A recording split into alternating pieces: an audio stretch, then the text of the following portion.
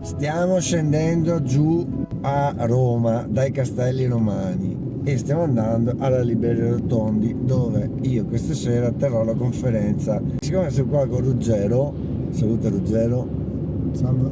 stavamo parlando di tradizioni, antropologia, ricerche, storie, cose, Krav Maghi, e che cosa è venuto fuori? Che i lupi mannari, se vengono punzecchiati, guariscono, cioè devono perdere sangue per guarire. Cioè, ma perché, scusa? Ma perché non lo so, però Non si sa il perché. la gente lo sa e lo fa.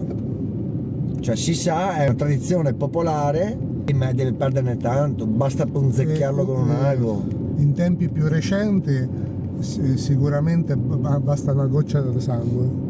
Basta una goccia, Sì. e G. Per questo si può utilizzare una canna con un chiodo sulla punta. Ma cos'è sta cosa qua? È uno strumento di difesa Sì, appositamente per il lupo mannaro. che fa parte della tradizione, cioè è un elemento in dotazione a Sì, chi... se uno è prudente, esce la sera, la notte, nel cortile, in campagna, se ce l'ha dietro è bene. Oppure lo tiene a portata Perché di il mano. cortile non è recintato. No, genericamente no. C'è la protezione dell'abitazione, perché sicuramente avrà fatto costruire 3 scalini sulla porta. E com'è che li chiami tescanini strighitti? No, non hanno un nome, A Cori mi sembrava che li chiamassero... non l'ho mai sentito. Che comunque se tu hai 3 gradini davanti alla porta d'entrata di casa non entrano le streghe. Eppure i lupi mannari Io l'ho sempre sentito per il lupo mannaro, a Terracina. a Terracina, sì. Poi sappiamo che l'Agropontino e Monti Relpini e Lazio è una galassia. Terracina il lupo mannaro predomina sulla strega, la strega, Predomina a Terracina.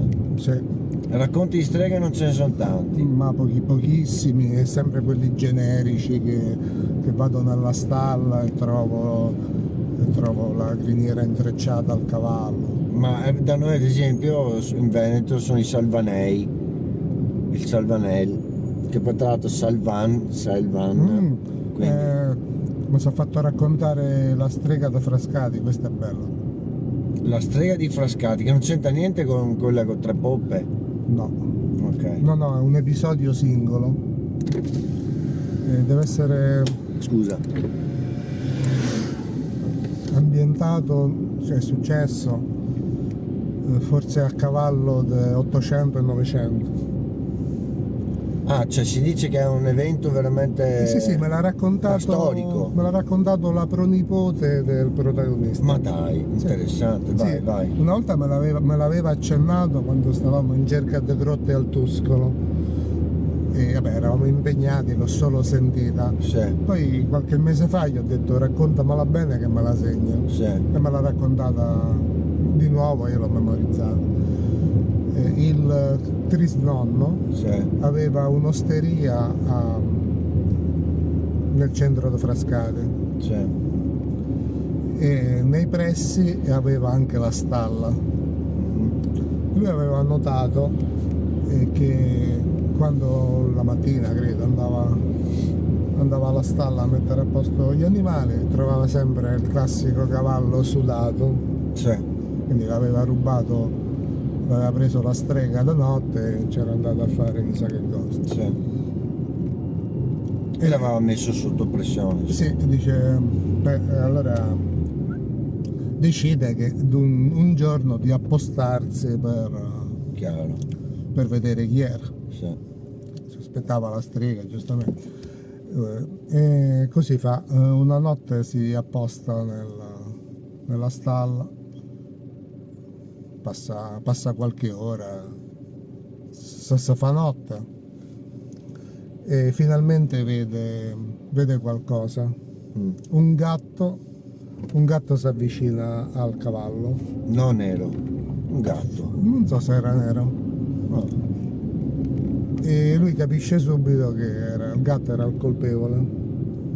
E lui stava in agguato e impugnava il forcone Ok. e pronuncia la frase: "Mo t'ammazzo sto figlio della mignotta".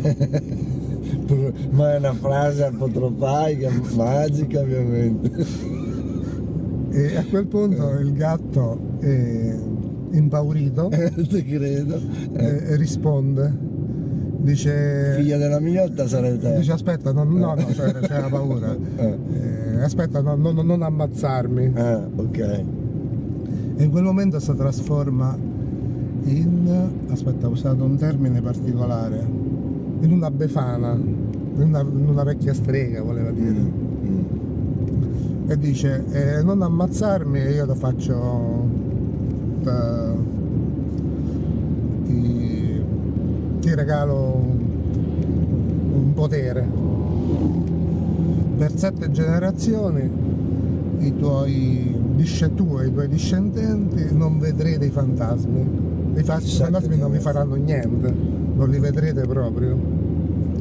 E lui accetta. C'è una protezione, non solamente sì. il fatto di portarci la paura di vederli, proprio una protezione totale. Sì. Casco. E lui accetta e lascia libera la vecchia. Nelle generazioni successive pare che abbia funzionato per qualche tempo, perché il nipote,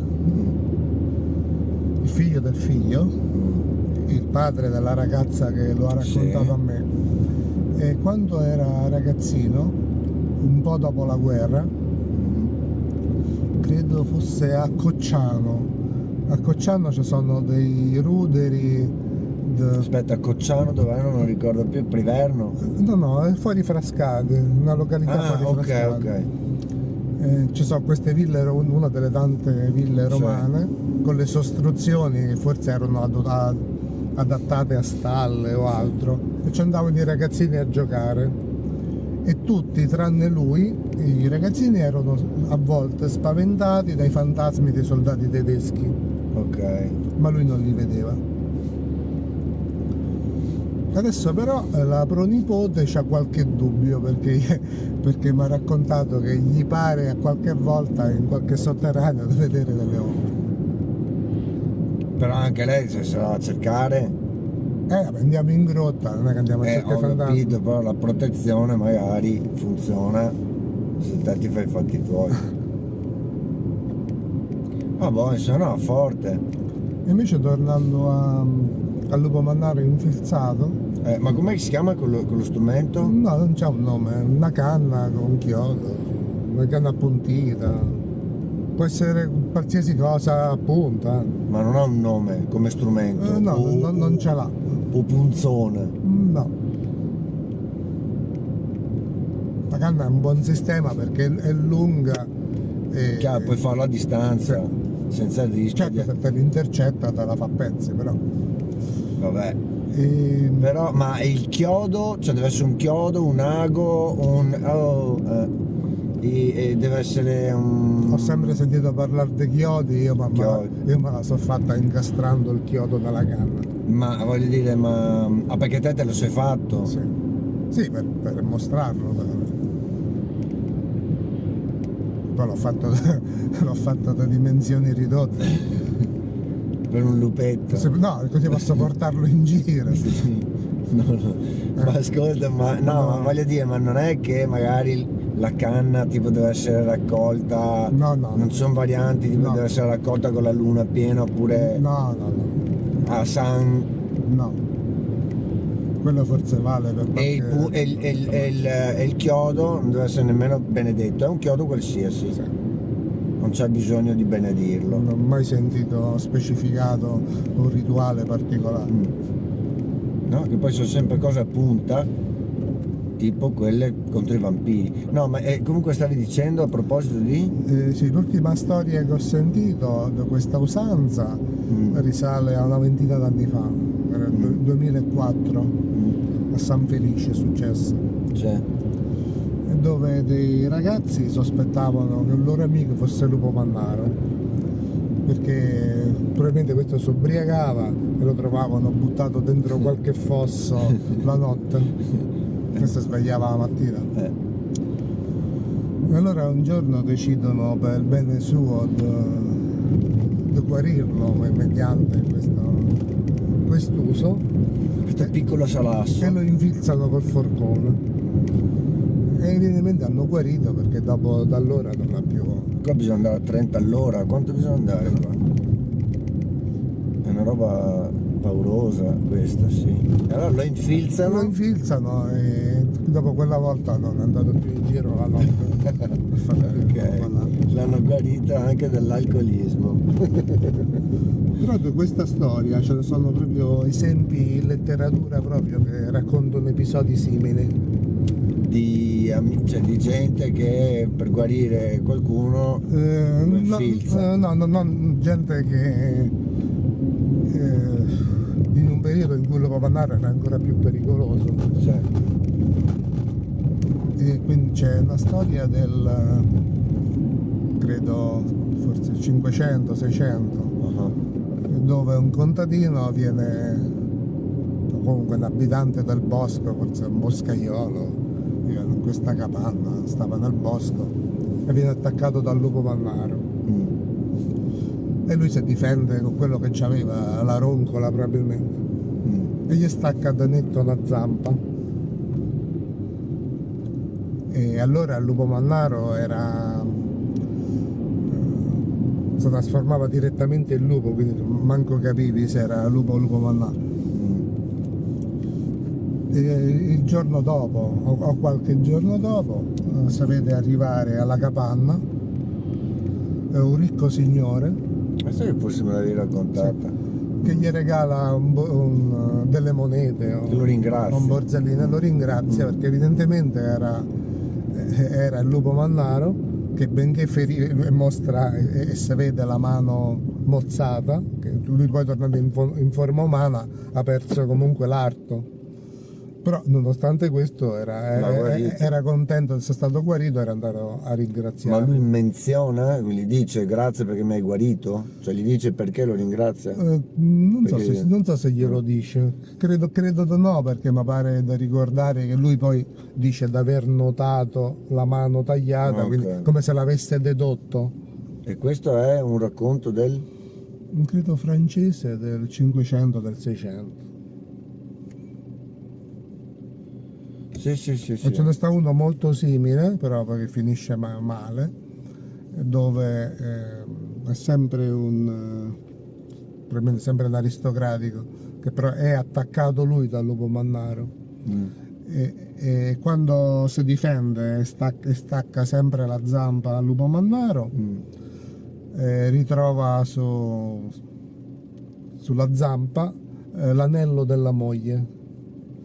E quando torna a casa trova la moglie sanguinante, perché era lei il lupo mannaro e voleva ucciderlo, e poi la fa condannare a rogo. Ah, la fa pure condannare a rogo, ma non l'aveva guarita? In quel caso no. Questo è sempre in Francia? Sì, in quel caso viene attribuito al lupo mannaro una volontà omicida, come se lei fosse una strega che l'avesse fatto volutamente. E invece in quell'altro caso, sì, perché poi ci stanno pure queste versioni diverse, in quell'altro caso quello si era trasformato in belva, aveva attaccato il primo che aveva incontrato. Sì. Oh dai, ma poi tra l'altro, ma non te l'ho mandato il video del film indiano del tipo che si trasforma in lupo? No. Pezzettino dopo pezzettino con del fotomontaggio allucinante, te l'ho mandato. Quelle cose orribili che fanno gli indiani nei film. Sì, magari lo carico alla fine sto video, dai.